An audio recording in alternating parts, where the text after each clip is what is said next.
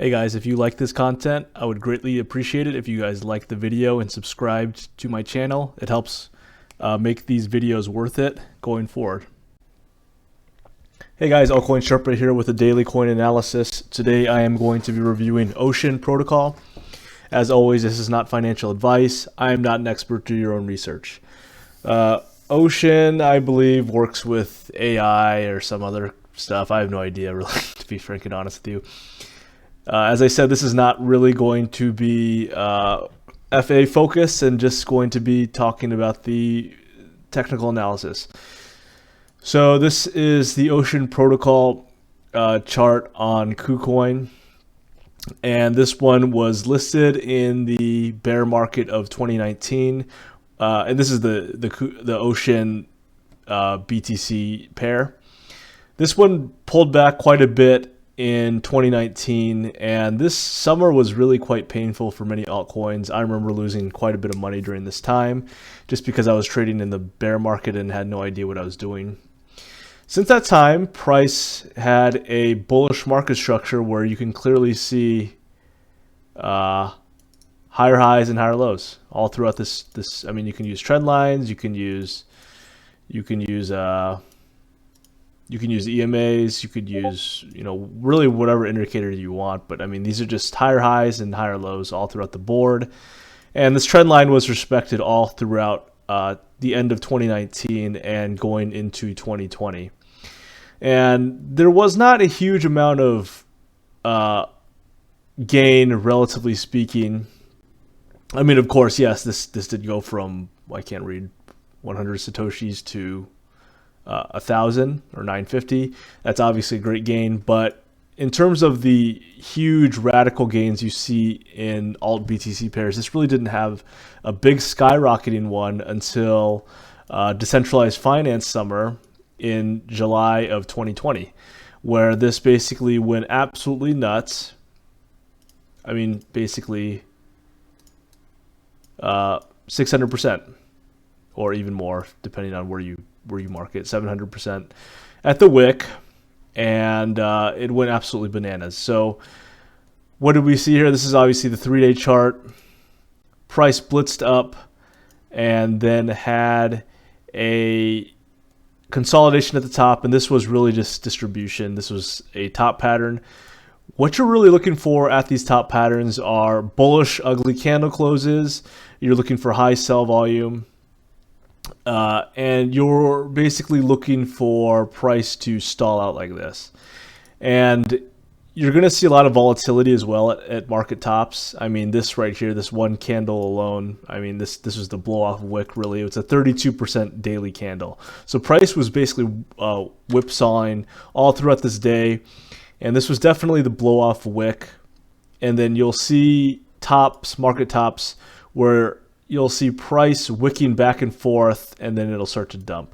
This is quite a bit different price action than you'll see for an accumulation top, something like Theta, for instance. And Theta is always the coin that I love to reference because Theta just really highlights so many different good accumulation tops, where you'll see price right here. This was the short-term top, and it did have a violent pullback, but the difference is that you're not seeing huge sell volume, and you're not seeing massive candle wicks at the top like you will for a market top. You're seeing these thinner, smaller candles, and there's this tighter price action in general. So it's not really as big of a sign of distribution. Whereas something like Ocean Protocol here at the top, and this top pattern is pretty common no matter what altcoin you look at for a deeper pullback. But this type of price action here at 5,200, I can't read, 5,200 Satoshis, really was just distribution. So after we saw that, price basically started coming all the way back down, full retrace, almost a full retrace back to kind of the origin of the pump. And this is like one good example of one reason why I always believe that I think it's somewhat bad to hold many altcoins from a high time frame perspective for years and years and years, just because you'll see these altcoins have these big market cycles where they'll pump huge and then they'll dump huge, especially with the alt BTC pair, because as Bitcoin goes super high or super low, that's usually when the alt BTC pairs will pull back. So usually, generally speaking, I prefer to just have just to trade these altcoins myself. And this is a good example. And with any other altcoin chart, you can look, no matter how bullish they are, even the mighty Link has pulled back very large in the past. And this big retrace is just a good example right here that coins, I mean, this went negative 85% in the span of just like a few months. Like that's a lot of pain.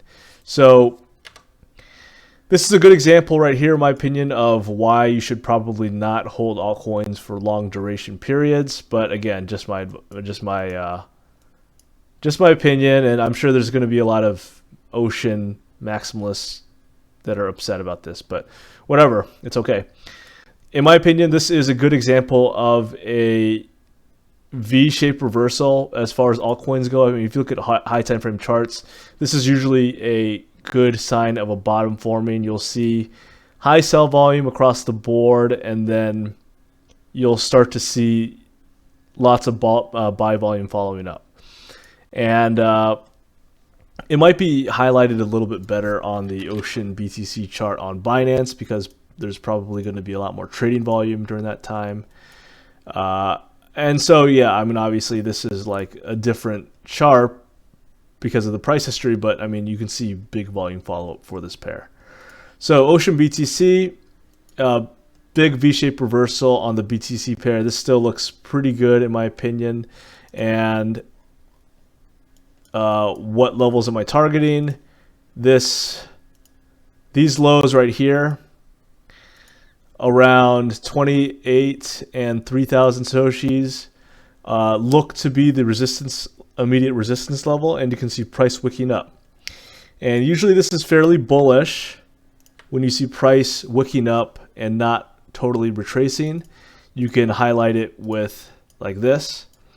And remember, I mean, support and resistance, in my opinion, like they're usually just zones. They're not, I mean, unless you're a total sniper where you grab the bottom or like sell the top, you know, that's great. But usually, in my opinion, there's going to be levels that on like very small time frame charts that are relevant.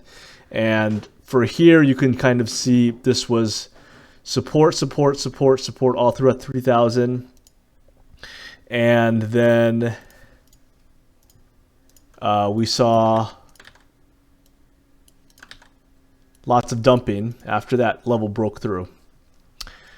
And now, of course, as you know, support becomes resistance and resistance becomes support as the two flip. And as we're seeing right now, this is just basically resistance.